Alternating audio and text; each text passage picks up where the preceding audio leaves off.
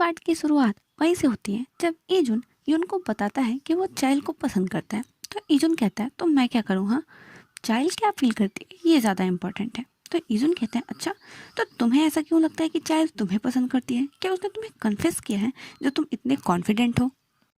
फिर यून कहता है कि मैं और चाइल्ड एक दूसरे को 10 सालों से जानते हैं, हमारे पास बहुत सारी हिस्ट्री है, इसलिए तुम्हें उस पर गिव अप कर देना चाहिए क्योंकि बहुत जल्दी मैं और चाइल्ड। तभी सेरा आकर पूछती है तुम और चाइल्ड क्या। फिर चाइल्ड भी वहाँ जाती है और पूछती है कि क्या तुम लोग मेरे बारे में बात कर रहे हो। तो इजुन कहता है कि वो तुम्हें जेनिफर जोहानसन पसंद है ना, उसकी मूवी आने वाली है तो मैं सोच रहा था कि मैं और तुम उसे साथ में देखने चले। तभी इजुन को उसके फ्रेंड का कॉल आने लगता है तो इजुन कॉल काट देता है और कहते हैं कि एक स्पैम कॉल है और सभी इजुन की तरफ देखने लगते हैं। तो सेरा इजुन से पूछती है कि क्या ये रिंगटोन में जो सॉन्ग है क्या वो तुम्हें पसंद है। वो रिंगटोन में वही सॉन्ग होता है जिस पर चाइल्ड ने इजुन को डांस करके दिखाया होता है। तो इजुन कहता है कि अरे ये सॉन्ग ना मुझे चाइल्ड ने, तभी चाइल्ड उसका मुंह जात कर कहती है कि नहीं मच्छर था मच्छर इसलिए मुंह जाता, और फिर वो कहती है कि ये सॉन्ग ना मैंने ही इजुन को रिकमेंड किया है। फिर यून कहाँ पीछे रहने वाला था तो वो भी चाइल्ड से अपने स्कूल टाइम की बातें करने लगता है और इस प्रकार ये दोनों आपस में लड़ाई करने लगते हैं। फिर डिनर के बाद इजुन चाइल्ड को अपने साथ ले जाने लगता है। तो चाइल्ड पूछती है कि हम कहाँ जान रहे हैं। तो इजुन कहता है कि वहीं जहाँ मैं फ्रस्ट्रेटेड होता हूँ तो जाता हूँ। फिर इजुन चाइल्ड को लेकर एक ऐसी जगह जाता है जहाँ से पूरा शहर दिखाई देता हो। फिर चाइल्ड कहती है कि वाह यहाँ आकर तो मुझे बहुत अच्छा लग रहा है, वैसे तुम मुझसे क्या कहना चाहते थे, क्या तुम मेरे रिक्वेस्ट को एक्सेप्ट कर रहे हो।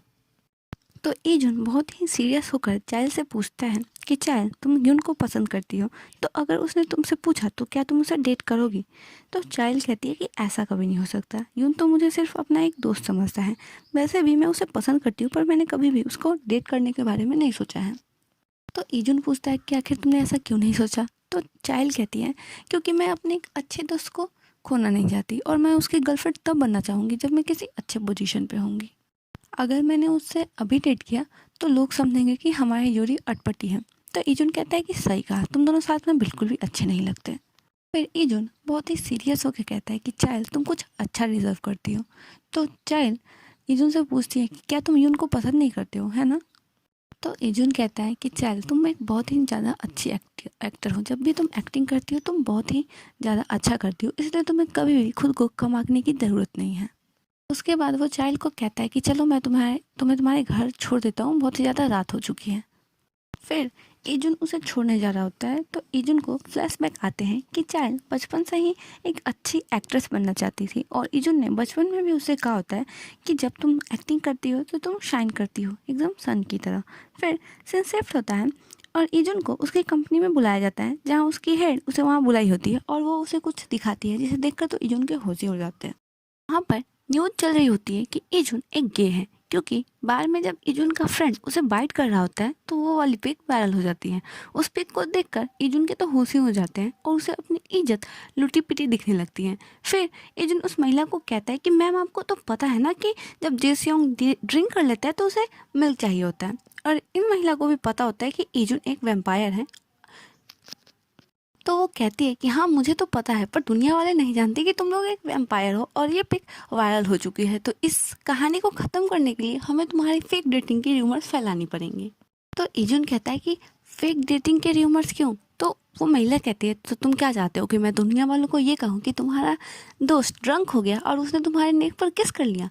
तो इजुन कहता है कि नहीं ऐसी बात नहीं है। तो फिर उसकी मैनेजर कहती है कि देखो तुम अब बहुत ही जल्द 30 के होने वाले हो और मार्केट में बहुत ही ज़्यादा यंग एक्टर्स हैं जिन्हें कि चांस मिल सकता है और तुम्हारा पत्ता कट सकता है, तो तुम सोच लो। फिर वो इजुन से कहती है कि तुम रूरू को पहचानते हो ना, उसी से तुम्हारी डेटिंग की बातें चलेंगी। रूरू जो होती है वो एक आइडल होती है, के पॉप आइडल होती है और वो भी एक वैम्पायर होती है। तो इजुन कहता है कि ठीक है मैं डेटिंग तो करूँगा पर आपकी पसंद की लड़की से नहीं बल्कि अपनी पसंद की लड़की से। फिर सीन शिफ्ट होता है और चाइल्ड के घर का सीन दिखाया जाता है जहाँ पे चाइल्ड अपने फेस पे फेस मास्क लगाकर बैठी होती है और वो याद कर रही होती है कि किस तरह इजुन ने उसे कहा था कि जब तुम एक्टिंग करती हो तो तुम साइन करती हो। फिर चाइल्ड अपनी ग्रैंड मॉम की तस्वीर से बात करते हुए कहती है कि ग्रैंड माँ मुझे किसी और पर्सन ने भी कहा है कि जब मैं एक्टिंग करती हूँ तो मैं साइन करती हूँ। दरअसल चाइल्ड ईजुन के छोटे वाले वर्जन के बारे में बात कर रही थी, पर उसे पता नहीं होता है कि वो छोटा वाला बच्चा ही ईजुन है। फिर चाइल्ड जाकर इंटरनेट पर ईजुन के बारे में सर्च करने लगती है और वो उसके फेवरेट फूड, गर्ल टाइप सबके बारे में सर्च करके अपनी नोटबुक में लिख रही होती है। फिर वो सोचती है कि अरे मैं इसके पसंद की चीज़ें क्यों लिख रही हूँ। फिर चाइल्ड भी एक पोस्ट देख लेती है जिसमें उसे भी पता चल जाता है कि ईजुन के गे होने की र्यूमर्स मार्केट में फैल रही होती है। तो चाइल्ड सोचती है कि क्या मुझे इससे मैसेज करना चाहिए या फिर ऐसा प्रिटेंड करना चाहिए कि मुझे कुछ पता ही नहीं है। फिर आखिरकार वो अपने अंतःमन से लड़ाई करके ईजुन को चेयर अप का मैसेज कर देती है। तो ईजुन भी उसे कॉल करता है। तो ईजुन पूछता है कि आखिर तुमने ऐसा मैसेज क्यों किया, क्या तुमने कुछ देखा है। फिर ईजुन चाइल्ड को कहता है कि मुझे तुमसे कुछ बात करनी है, इसलिए तुम मेरे घर पे आ जाओ। तो चाइल्ड कहती है कि तुम्हारे घर पे। तो ईजुन कहता है ठीक है, फिर मैं तुम्हारे घर पे आ जाता हूँ। तो चाइल्ड कहती है नहीं नहीं, मैं ही आ जाऊँगी। फिर वो ईजुन से पूछती है कि क्या तुम्हें कुछ चाहिए, क्या मैं तुम्हारे लिए कुछ लेके आऊँ। तो ईजुन कहता है कि नहीं, मुझे कुछ नहीं चाहिए, बस तुम आ जाना, मैं तुम्हें अपने घर का पासकोड मैसेज कर दूंगा। फिर चाइल्ड फ्लावर और केक लेकर ईजुन के घर पे पहुंच जाती है। ईजुन के घर के देखकर चाइल्ड सोचती है कि बाप रे कितना बड़ा घर है, पता नहीं इस घर में कितने रूम्स होंगे। तभी ईजुन का फ्रेंड शावर लेकर बाहर आता है और वो ईजुन से पूछता है कि बेबी हेयर ड्रायर कहाँ है।